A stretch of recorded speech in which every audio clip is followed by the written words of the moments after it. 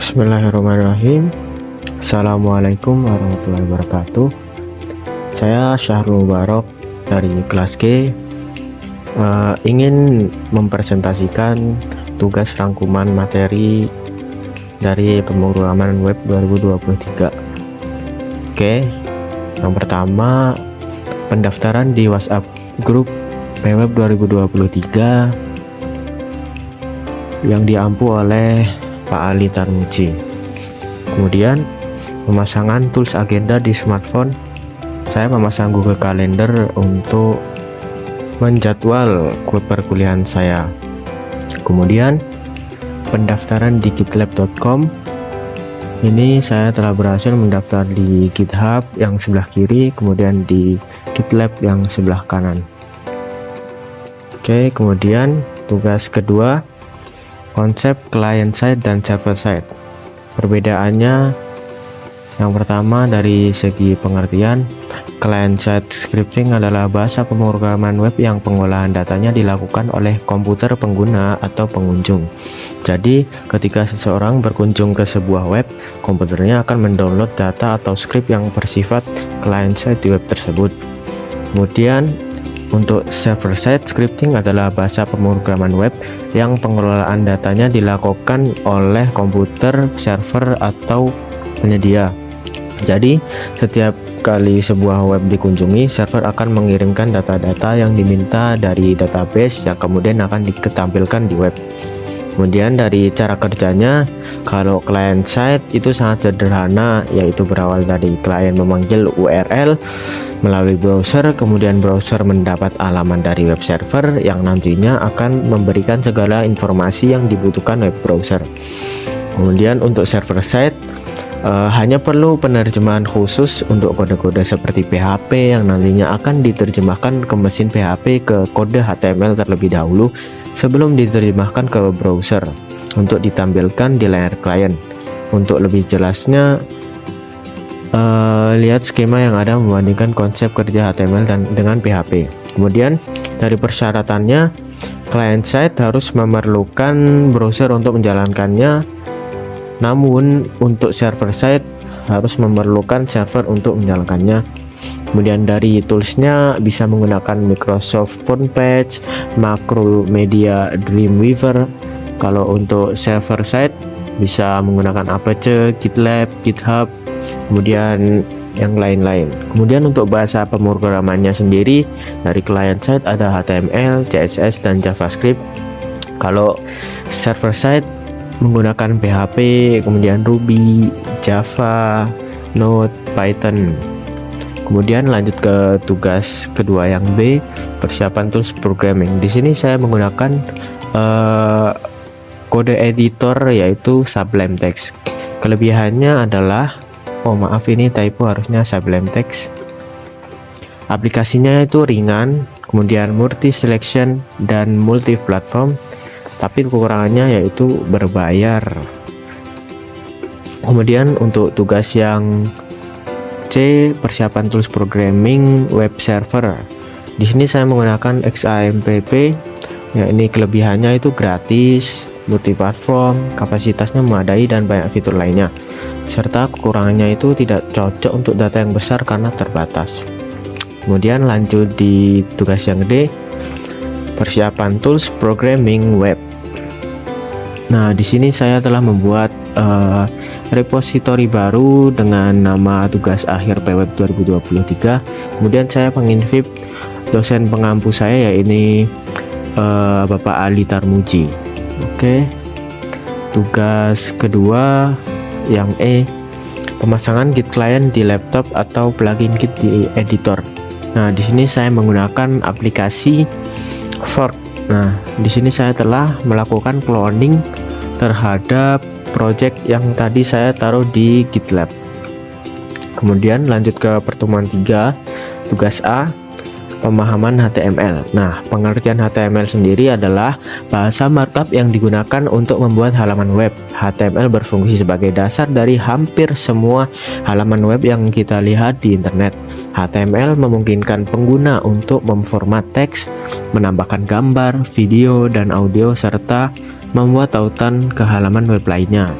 Kemudian sejarahnya, HTML pertama kali dikembangkan oleh tim Berners-Lee pada tahun 1990 jika ia masih belajar di CERN, yaitu sebuah laboratorium penelitian fisika di Jenewa, Swiss. Tujuan awal dari HTML adalah untuk memudahkan peneliti dari CERN itu untuk berbagi dokumen secara elektronik. HTML pertama kali dirilis secara publik pada tahun 1991 dan terus dikembangkan seiring dengan kemajuan teknologi web. Lanjut ke tugas yang B. Nah, di sini kita disuruh untuk membuat sebuah paragraf dengan HTML. Nah, pada HTML ada namanya tag P yang digunakan untuk membuat sebuah teks menjadi paragraf. Nah, di dalam tag P ini, contohnya ini adalah homepage pertama saya karena saya baru belajar tentang membuat homepage. Nah, kalimat ini berada di dalam tag P yang akan menjadi satu paragraf. Begitu dengan yang di bawahnya. Oke.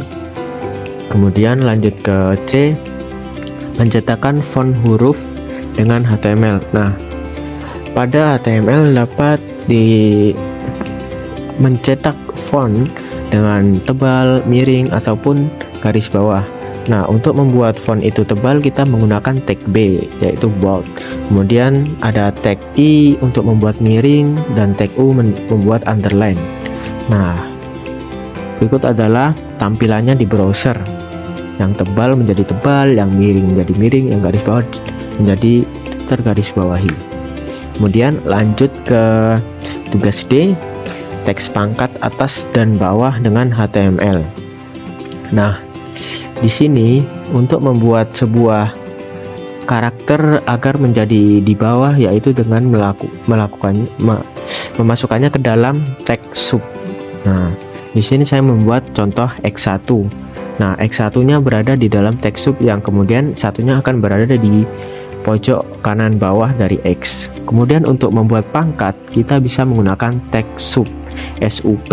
Nah, kemudian tugas ketiga E yaitu ganti baris. Nah, di sini kita membuat tag BR yaitu break line.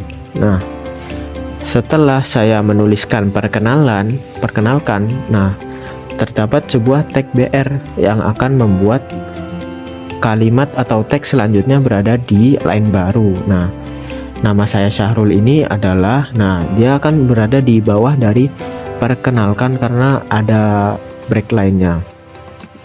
Kemudian lanjut ke tag font di HTML. Nah, pada tugas yang ini kita bisa membuat tulisan kita menjadi font yang berbeda-beda menggunakan atribut face pada tag font. Nah, di sini saya menggunakan face yaitu Times New Roman. Nah, teks yang saya buat akan menjadi font Times New Roman. Kemudian kita bisa mengatur size-nya mulai dari 1, 2, 3, 4, 5, 6, 7 dan seterusnya. Kemudian kita bisa mengubah warnanya dengan atribut color. Nah, begitu. Kemudian ada tugas yang D yaitu menyisipkan gambar dan anchor link di HTML. Nah, untuk menyisipkan gambar di HTML kita bisa menggunakan tag img. Nah, kemudian shortcut source-nya atau sumbernya yaitu dari cover.jpg adalah gambar saya. Kemudian kita setel penempatannya di sebelah kiri, kemudian lebarnya 10%. Nah, kemudian untuk melakukan linking atau memberikan sebuah link pada HTML kita bisa menggunakan tag A yaitu ancor, tumpuan. Kemudian referensinya kita bisa menuliskan link yang ingin kita tuju. Misalnya di sini saya akan memberikan link Instagram saya pada HTML. Nah, gitu. Kemudian untuk tugas yang H, pemformatan tabel di HTML. Nah, di sini saya membuat sebuah tabel untuk layout sebuah halaman website. Nah, pada tag tabel kita bisa membuat header menggunakan table head. Kemudian ada table row, yaitu untuk membuat sebuah kolom. Kemudian table data untuk sebuah table row adalah sebuah barisnya, kemudian table data adalah kolomnya. Nah, gitu. Lanjut ke tugas yang keempat, yaitu kita disuruh membuat form dengan div untuk melakukan input data mahasiswa. Nah, di sini saya menggunakan div untuk input form data mahasiswa, kemudian div untuk satu form mulai dari nama sampai submit. Nah, untuk formnya kita menggunakan label nama, kemudian inputnya tipenya teks ya. Kemudian yang tanggal lahir kita inputnya tipenya date, kemudian yang jenis kelamin tipe inputnya radio, kemudian yang fakultas itu kita menggunakan select untuk membuat sebuah drop down. Kemudian yang alamat kita menggunakan text area karena alamat bisa saja menggunakan karakter yang banyak. Kemudian untuk yang password kita menggunakan tipe password agar tidak terlihat oleh orang lain. Nah, kemudian yang submit kita menggunakan tipe inputan submit untuk mengirim data. Kemudian yang reset ini kita menggunakan tipe reset agar inputan yang telah kita masukkan menjadi kosong. Kemudian saya menginputkan gambar UAD di bawah. Oke, mungkin cukup sekian dari saya. Kurang lebihnya saya mohon maaf. Wassalamualaikum warahmatullahi wabarakatuh.